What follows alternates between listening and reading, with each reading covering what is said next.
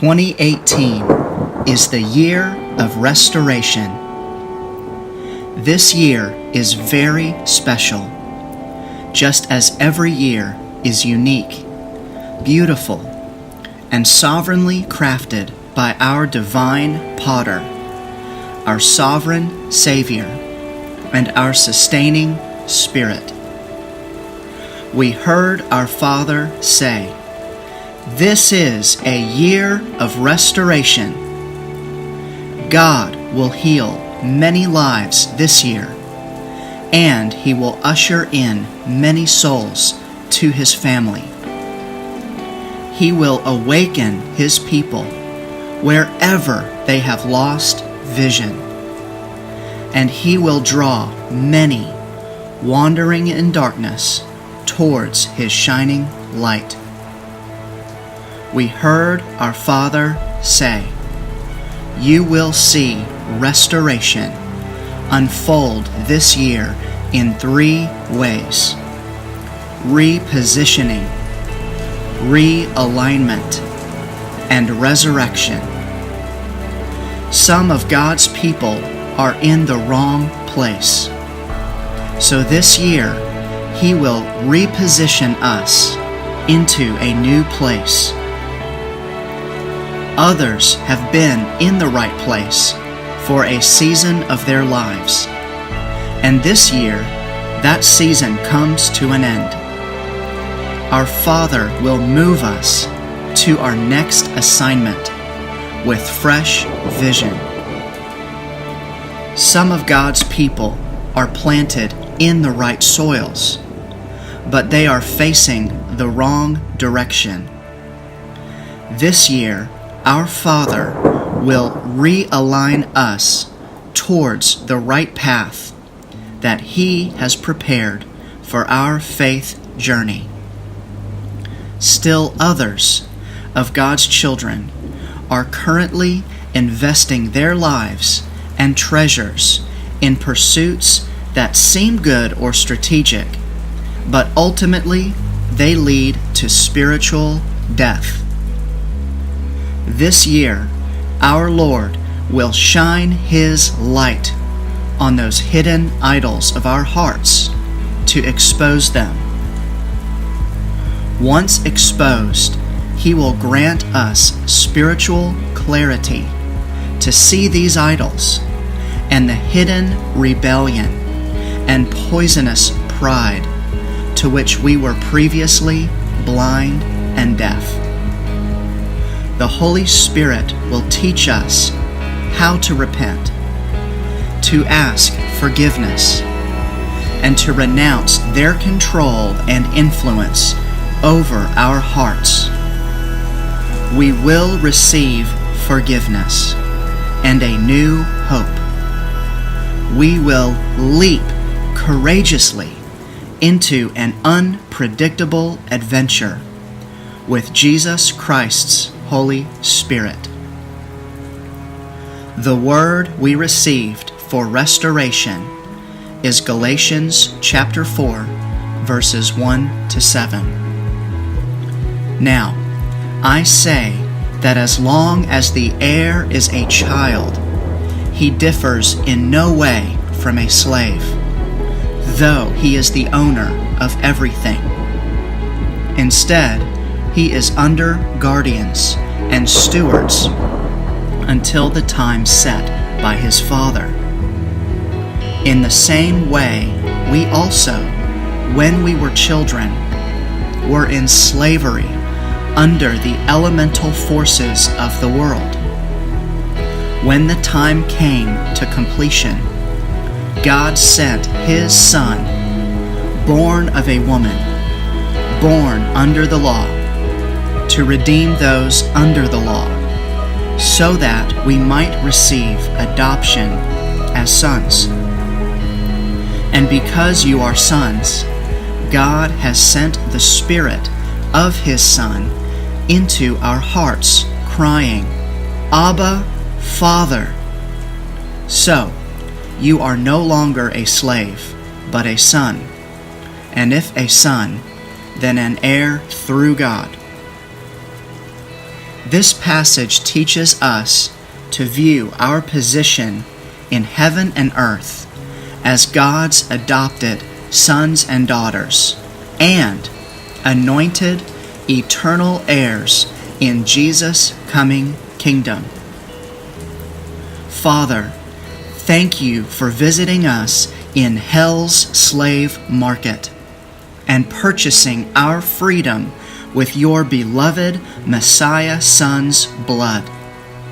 No one has ever suffered like Jesus Christ.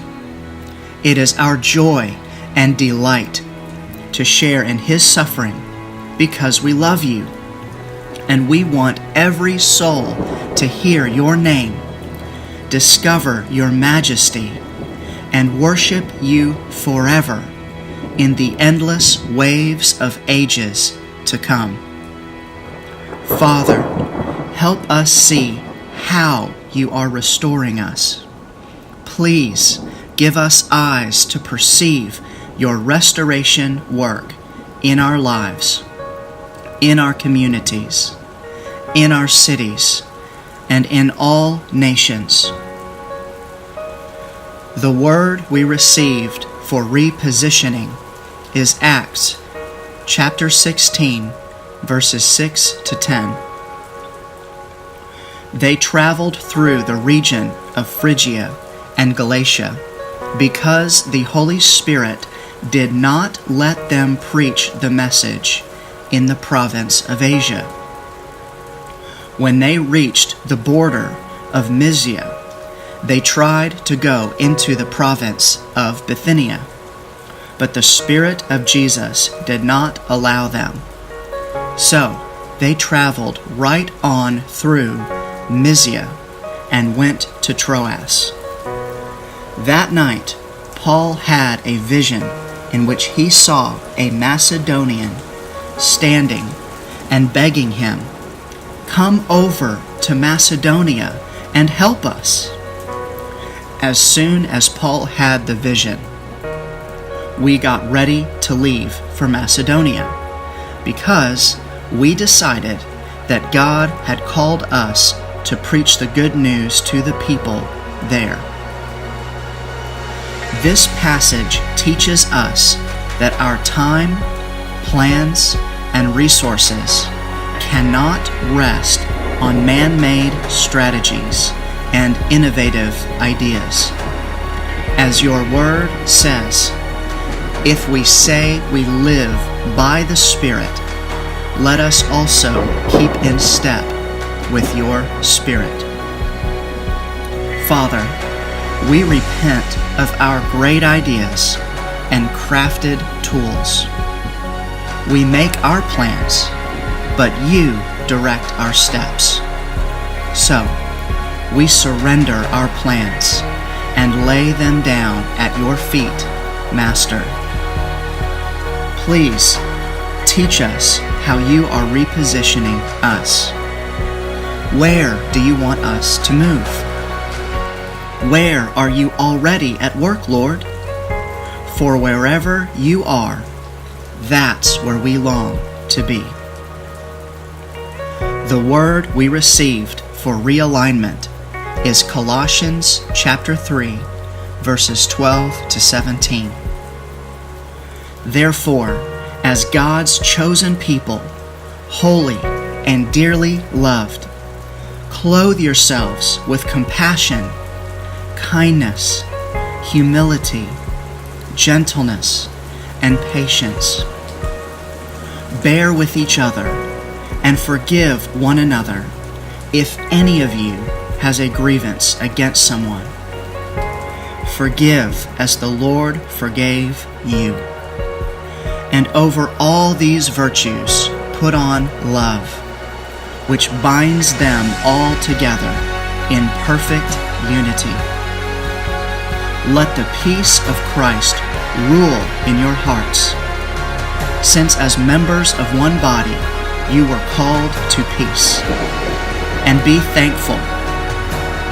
Let the message of Christ dwell among you richly, as you teach and admonish one another with all wisdom, through psalms hymns, and songs from the Spirit, singing to God with gratitude in your hearts. And whatever you do, whether in word or deed, do it all in the name of the Lord Jesus, giving thanks to God the Father through Him. This passage teaches us that Jesus Messiah's kingdom fruit is above and beyond anything we can produce or count. You are compassion, Lord. You are patience. You are love. You are unity. Father, you are peace. Father, please teach us how you are realigning us with your heart, recalibrating our minds with your holy will. We stand ready for pruning. Have your way, wonderful Counselor. Oh, have your way in us, Messiah, Glory King. The word we received for resurrection is Isaiah chapter 61, verses 4 to 11. They will rebuild the old ruins, raise a new city out of the wreckage. They will start over on the ruined cities, take the rubble left behind and make it new. You will hire outsiders to herd your flocks and foreigners to work your fields, but you will have the title priests of God, honored as ministers of our God. You will feast on the bounty of nations. You will bask in their glory, because you got a double dose of trouble and more than your share of contempt. Your inheritance in the land will be doubled, and your joy go on forever. Because I, God, love fair dealing and hate thievery and crime.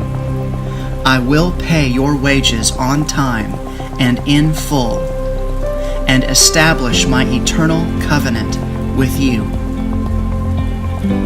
Your descendants will become well known all over. Your children in foreign countries will be recognized at once as the people I have blessed. I will sing for joy in God, explode in praise from deep in my soul. He dressed me up in a suit of salvation. He outfitted me in a robe of righteousness, as a bridegroom who puts on a tuxedo, and a bride a jeweled tiara.